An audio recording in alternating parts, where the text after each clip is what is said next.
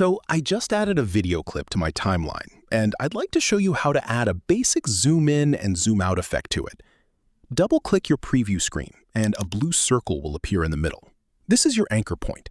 Click and drag this to where you want the zoom effect to focus on.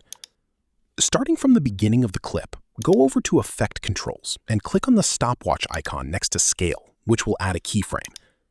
Now move the timeline slider ahead 2 seconds and increase the scale to 120.